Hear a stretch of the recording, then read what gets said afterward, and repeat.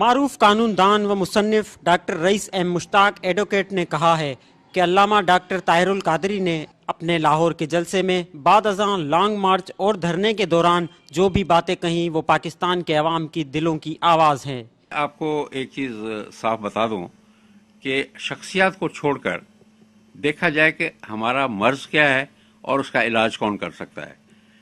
پاکستان جب بنا تو سب کی یہ رائے تھی کہ یہاں اسلامی جمہوریہ پاکستان ہوگی، مسلمان جو ہیں اپنے طور طریقے سے نماز بھی پڑھیں گے، روزہ بھی رکھ سکیں گے، آزادی سے رہ سکیں گے، ہندو کے پاور سے ہٹ جائیں گے اور ایک آزاد ملک ہوگا۔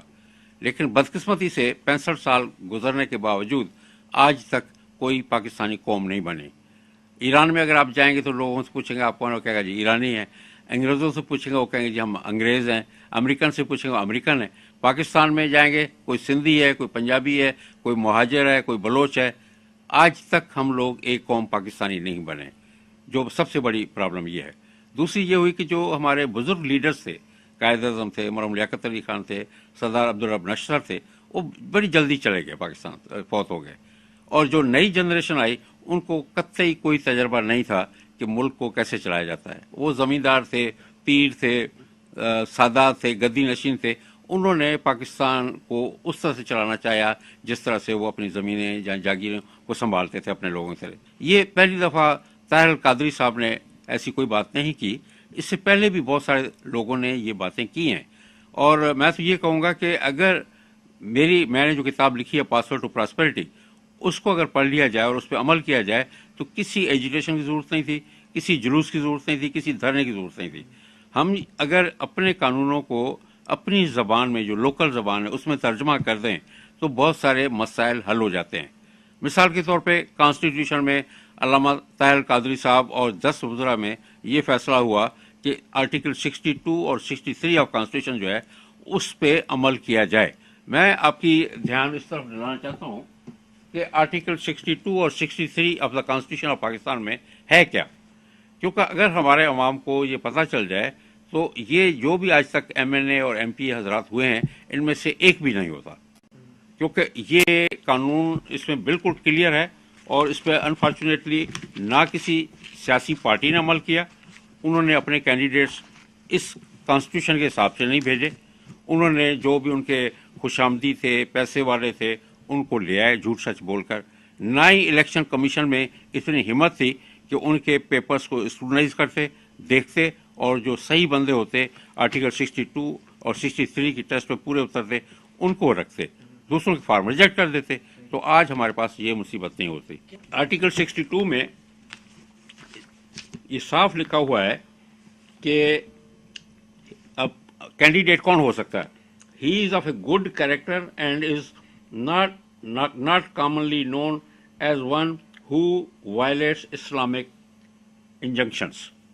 وہ شخص ممبر بنے گا جو ایماندار ہے، نیک ہے، اور اسلام کے کسی بھی چیز کو وہ خلاف کام نہیں کرتا۔ اور دوسرا اس کا ہے he has adequate knowledge of Islamic teachings and practices obligatory duties regarding Islam۔ جو اسلام میں یہاں تک کہ وہ 5 وقت کا نمازی ہونا چاہیے، اگر ایک نماز بھی ضائع کرتا ہے تو وہ کینڈیڈیٹ اسمبلی کا نہیں ہو سکتا۔ اس کے بعد ہے ہی از سجیشس، righteous and non proliferate and honest and امین۔ جو بالکل ایماندار ہے، نیک ہے، لوگ اس کی عزت کرتے ہیں معاشرے میں، وہ کینڈیڈیٹ ہو سکتا ہے، دوسرا شخص اس کے مقابلے میں کھڑا نہیں ہو سکتا۔ کہ کانسٹیٹیوشن ہماری صاف ہے اس بات پہ کہ اس کا فارم ریجیکٹ ہو جانا چاہیے، وہ ممبر بننے کے اہل ہی نہیں ہے۔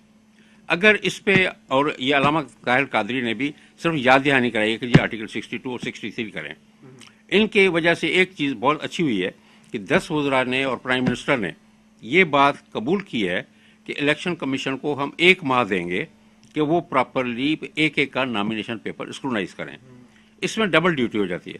ہمارے ہاں political system, political party registered ہے، جو بھی پولیٹیکل پارٹی اپنا کینڈیڈیٹ بھیجے وہ ایک ڈکلیریشن دے دے کہ یہ ایماندار ہے، صالح ہے، اور اسلام کی پوری جتنے بھی ضروری چیزیں ہیں ان پہ عمل کرتا ہے۔ اس میں کوئی بھی ایسی چیز نہیں ہے جو کہ کسی قانون سے ڈیویشن کرتی ہو۔ یہ ٹوٹل معاہدہ ہوا ہے کانسٹیٹیوشن کے اطلاق پر، اور اس میں کلیئر کٹ آرٹیکل 62 اور 63 پہ رکھا گیا ہے، اور اس میں اور کوئی بات نہیں کی گئی۔